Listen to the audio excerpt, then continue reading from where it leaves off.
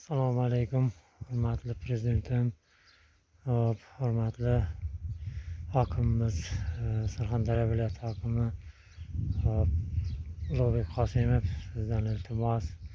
sizlardan iltimos, menga fuqarongiz Saidov Sherali Ismoilovichga, ya'ni Jarqon tuman Qorayosh mahallasi Mehnat ko'chasi 3-uyda yashovchi fuqaro Saidov Sherali fuqarongizga amaliy yordam bersangiz, qonuniy. Mana hozirda men bir oy bo'ldi, bir oydan beri mana qiynalib yotibman. Ma'uningiz Bahodir aka Doniyorov meni qabul qilib, sizni sayyor qabulingizga qatnashishga, sizni sayyor qabulingizga yozdirib meni qatnashtirgan edilar.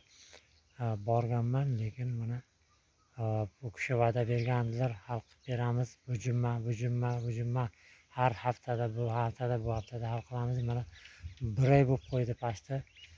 Mana biz ko'chada, changi to'zonda, yomg'irda ham, issiqda ham mana shu yerda mana Amazon kanalida ko'prigini oldiga, mana ko'prigidan tushgan yerda Qorayosh mahallasida mana yashayapmiz. Mana yashayotgan joyimiz